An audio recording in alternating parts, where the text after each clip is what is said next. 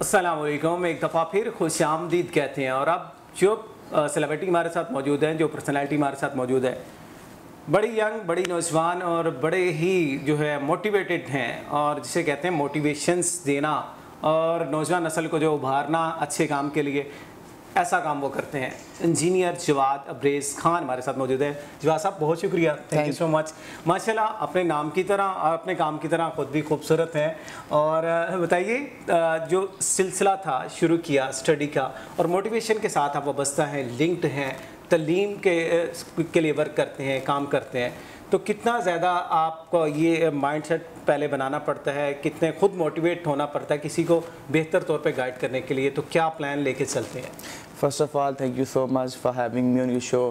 رحان صاحب دیکھیں، no doubt کہ ہر شخص کی زندگی میں بہت زیادہ مشکل مراحل آتے ہیں، بہت زیادہ کٹھن مراحل آتے ہیں، اس میں سے گزر کر انسان کو نکلنا پڑتا ہے، امید رکھنی پڑتی ہے. اور بینگ اے مومن، بینگ اے مسلم، یہ ہمارا فرض بھی ہے کہ ہم نے کبھی زندگی میں نا امید نہیں ہونا، کبھی بھی ہم نے حوصلہ نہیں ہارنا. تو الحمدللہ اسی زمن میں اللہ کا فضل، اللہ کی رحمت ہے کہ ہمیشہ اپنے آپ کو موٹیویٹ رکھا. اللہ تعالیٰ نے ہمیں، اللہ کا بڑا شکر. میں ہمیشہ اپنی ڈفرینٹ اسپیچز میں، تقاریر میں ہمیشہ یہ بات کرتا ہوں کہ ہمیں 4 شکر ہمیشہ یاد رکھنے چاہیے. پہلا شکر یہ ہے کہ جب پیدا ہوئے تو کان میں اذان گونجی اور ہمیں پتہ چلا کہ ہمیں اللہ تعالیٰ نے مسلمان بنایا. اور دوسرا، پھر جب ماں نے تربیت شروع کی تو پتہ چلا کہ میں امت رسول ہوں اور ایسے نبی کی امت میں ہوں جو تمام نبیوں کی امامت کرے گا. تو یہ دوسرا شکر. تیسرا شکر یہ کہ جب تھوڑا سا باشعور ہوا، تھوڑا سا دنیا داری سیکھی تو پتہ چلا کہ ہم پاکستان جیسی دھرتی میں پیدا ہوئے ہیں. وہ پاکستان جس کا معنی لا الہ الا اللہ کی بنیاد پہ بنایا گیا پاکستان.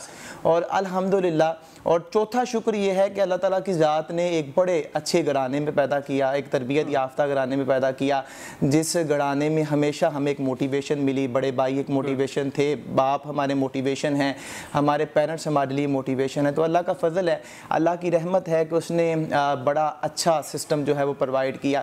اسی زمن میں اسی راستے کی پیروی کرتے ہوئے میں نے ہمیشہ کوشش کی ہے کہ اپنی تمام یوتھ کو، تمام نوجوانوں کو، تمام پیرنٹس کو، ٹیچرز کو اپنے سکولز میں یہ موٹیویشن دیں کہ بیٹا 3 شکر تو اللہ تعالیٰ نے ہر کسی کو نصیب کیے ہیں. اور اب ہمارا یہ فرض بنتا ہے کہ ہم چوتھا شکر اپنا یہ کرنا ہے کہ اگر اللہ نے ہمیں وہ ساری فیسلٹیز نہیں دی جو مجھے ملی تو ہم وہ کریٹ کریں، پیدا کریں، تخلیق کریں. دیکھیں، if you born poor, it's not your fault, but if you died poor, definitely it's your fault. آپ اگر غریب پیدا ہوتے ہیں تو اس میں آپ کا کوئی قصور نہیں ہے، لیکن اگر آپ غریب مر جاتے ہیں تو پھر آپ کا قصور ہے. دیکھیں، اگر انسان ایک محلے میں رہتا ہو اور مرنے کے بعد اس کے محلے کے چند لوگ بھی اسے نہ جانتے ہوں تو سوچئے لمحہ فکریہ ہے کہ اس انسان نے زندگی میں کیا کمایا.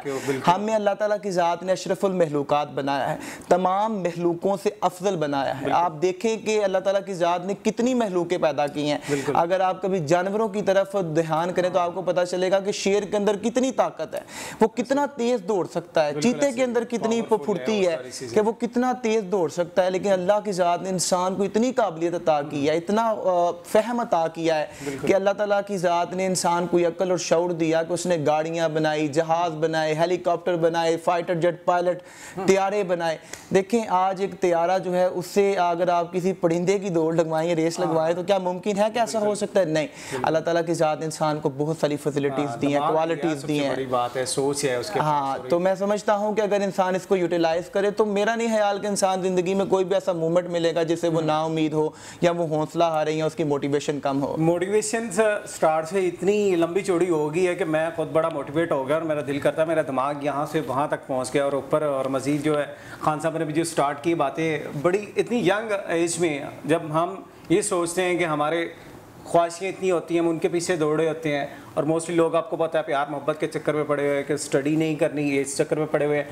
بے جا مسائل ہی مسائل نظر آ رہے ہوتے ہیں اور پنگے ہوتے ہیں، سمجھ لے کہ اس طرح کے ایشوز ہوتے ہیں جس کے گرد انسان گرا ہوا ہوتا ہے.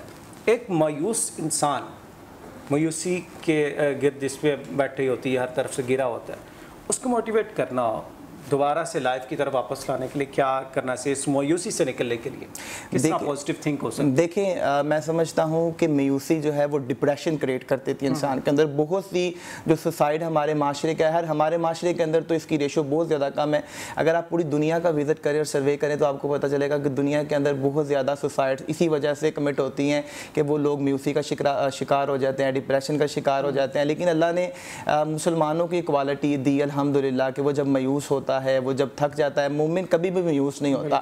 لیکن اگر کبھی زندگی میں اس کے اوپر کوئی ٹربل آتی ہے, کوئی اس کے اوپر مشکل آتی ہے, تو وہ ہمیشہ صبر کرتا ہے. اور اللہ تعالیٰ قرآن میں فرماتا ہے کہ بے شک میں صبر کرنے والوں کے ساتھ ہوں. تو جو شخص صبر کرتا ہے, بلکہ سورہ عصر میں اللہ فرماتا ہے کہ 4 چیزیں جس شخص کے پاس ہیں اس کو آپ کامیاب ہونے کی بشارت دے دو. تو اس کے اندر جو لاسٹ پہ سب سے امپورٹنٹ چیز ہے وہ صبر ہے. اور میں سمجھتا ہوں کہ ہر مسلمان کو جب بھی کبھی اس پہ مشکل آئے اس کو صبر کرنا چاہیے. اللہ کے نبی کے ایک صحابی کے پاس ایک شخص ہے, اس نے کہا کہ فلاں جگہ آپ کی ایک کشتی جو ہے وہ ڈوب گئی ہے. تو وہ بڑا مسکرایا آگے سے اور بڑا نارمل سا جواب دیا اس نے. تو وہ شخص واپس چلا گیا. دوبارہ وہ شخص آیا, اس نے کہا جو وہ کشتی ڈوب گئی تھی تو وہ اب باہر نکل آئی ہے, بچ گیا ہے وہ معاملہ آپ کا. تو وہ پھر مسکرایا اور اس نے بڑا نارمل سا جواب دیا, بہیو کیا. تو اس نے پوچھا کہ جب میں پہلے آیا تھا اتنا حادثہ ہوا تب بھی آپ, اس نے کہا کہ ہر چیز میرے اللہ کے پاس ہے. اگر ڈوب گئی تھی تب بھی میں نے اللہ کی طرف دیکھا کہ تیری رضا ہے, جب باہر نکال دی تب بھی میں مسکرایا مالک تیری رضا ہے. تو مومن کبھی بھی مایوس نہیں ہوتا. اور جو شخص بھی مایوس ہے, جو بھی ڈپریشن کا شکار ہے, اسے سمجھنا چاہیے, انڈرسٹینڈ کرنا چاہیے. بلکہ یہاں پر ایک کتاب کے اندر یہ چیز میں نے پڑھی کہ جب بھی آپ کے اوپر کوئی مشکل آتی ہے, کوئی پرابلم آتی ہے, تو آپ نے یہ دیکھنا ہے کہ اس پرابلم کو لاسٹ تک سوچنا ہے کہ اس کا لاسٹ ریزلٹ کیا نکلے گا. یہ پرابلم کتنی زیادہ بڑی ہو سکتی ہے اور یہ پرابلم کہاں تک مجھے نقصان دے سکتی ہے. اور یہاں پر ڈیل کارنگی کہتا ہے کہ اگر آپ یہ سوچ لیتے ہیں کہ پرابلم کتنی بڑی ہے اور لاسٹ تک اس کا کیا ریزلٹ نکلے گا, تو آپ کی آدھی پرابلم پہلے ہی سالو ہو جاتی ہے. بالکل کیا ہو سکتا ہے, میکسیمم کیا ہو سکتا ہے, میکسیمم کیا ہوگا, مطلب میری دنیا تو نہیں چھین سکتی, میری جان تو نہیں جا سکتی. میکسیمم کیا ہوگا, میرا گھر چلا جائے گا, میری گاڑی چلی جائے گی, یا میرا کوئی مالی نقصان ہو جائے گا, میرے پاس میں کچھ بھی, پھر دوبارہ سے میں بالکل میں دوبارہ سے اٹھ سکتا ہوں. اور ڈیفینیٹلی ایسی بات ہے, اگر آپ توکل کرتے ہیں, آپ جو ہے ایک عقیدہ رکھتے ہیں, ایمان رکھتے ہیں, تو ساری چیزیں چھن جانے کے باوجود اللہ تعالیٰ پھر سے اگر آپ اسٹرگل کرتے ہیں, محنت کرتے ہیں, واپس لائف میں وہ آ سکتے ہیں. یہ تو ہوگی خان صاحب باتیں جو کہ ایک ہماری پیشن ہے, ایک ہماری پروفیشن کے طور پہ چل رہی ہیں. اس کے ہٹ کے اگر ہم آپ کی لائف کا موازنہ کرنا چاہیں تو کیا کیا ایکٹیویٹیز ہیں, کیا کیا ہابیز ہیں, ٹائم ایکسٹرا میں کیا کرتے ہیں, اور آئی تھنک سو کرکٹ کے ساتھ بھی کافی شغف رکھتے ہوئے ہیں, تو کیا ایکسٹرا کوریکولر ایکٹیویٹیز آپ کی کیا ہیں اور شوق کیا ہے اس کی؟ ران صاحب, سب سے پہلے تو میری جو ہابیز ہیں وہ زیادہ تر میں کتابیں پڑھنے کا بہت زیادہ شوقین ہوں الحمدللہ. کرکٹ ایک عرصہ ہم کھیلتے رہے, جب ہم کالج لائف میں تھے میں نے بہت زیادہ کرکٹ کھیلی. Even I was a very good batsman, even I was a very good bowler الحمدللہ. لیکن پھر جب یونیورسٹی سٹارٹ ہوئی تو تب پھر میری مصروفیت کچھ اس طرح کی ہو گئی کہ مجھے اس طرف موقع نہیں ملا. لیکن یونیورسٹی لائف میں ایک چیز سوچا کرتا تھا, ایک چیز میرے ذہن میں تھی, یہ بتانا بڑا لازم سمجھتا ہوں کہ انسان جو سوچتا ہے وہ انسان کے ساتھ ہوتا ہے. ایک کتاب کے اندر لکھا گیا ہے کہ تھاٹس بیکم تھنگز, یعنی جو آپ سوچتے ہیں وہی چیزیں آپ کے ساتھ زندگی میں ہوتی ہیں. When I was in university تو مجھے یہ میرے ذہن میں تھا کہ اللہ, میں دعا مانگا کرتا تھا اللہ تعالیٰ کی ذات سے کہ یا اللہ زندگی کے اندر مجھے جب بھی کوئی ایسی فیلڈ کے اندر ڈالنا, جب بھی مجھے پروفیشنلزم میں ڈالنا تو کسی ایسی فیلڈ کے اندر ڈالنا جس میں میں کتابیں پڑھنے کا شوق رکھوں, جس میں کمیونیکیشن میرا شوق ہو, اور جس کے اندر مجھے بہت اچھی ڈریسنگ کرنی پڑے. ڈریسنگ یعنی میرا پیشن بن جائے, ڈریسنگ میری ڈیلی روٹین بن جائے.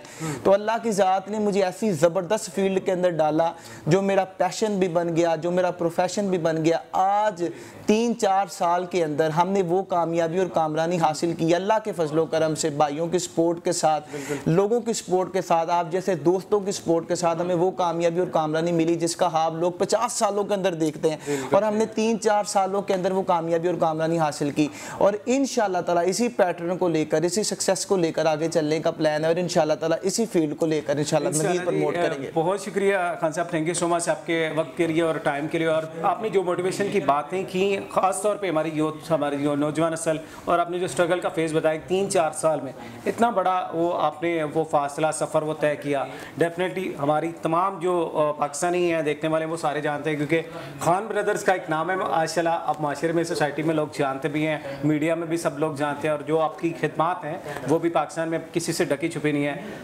امید کرتے ہیں اسی طرح آپ پاکستان کی جو مزید ترقی میں کنٹریبیوٹ بھی کرتے رہیں. آج سے ناظرین جواد ابریز خان صاحب ہمارے ساتھ موجود تھے, موٹیویشن اسپیکر ہے اور ماہر تعلیم بھی ہیں. ان کے ساتھ جب بھی بیٹھتے ہیں اور بہت کچھ سیکھنے کو ملتا ہے, بہت کچھ حاصل ہوتا ہے, علم حاصل ہوتا ہے, اور موٹیویشنس جو ڈیفینیٹلی حاصل ہے. تو کبھی بھی زندگی میں مایوس نہیں ہونا چاہیے. حاصل لا حاصل کچھ بھی نہیں ہے, انسان اگر اسٹرگل کرتا ہے تو وہ اس مقام تک پہنچ پاتا ہے جس کی وہ حسرت کرتا ہے. تو اس لیے اپنی تمام جو ہے وہ وشیز اور خواہشات کو لے کر چلتے ہوئے اس مقام تک پہنچیے. ہمیں اس پروگرام سے اجازت دیجیے. اللہ نگہبان.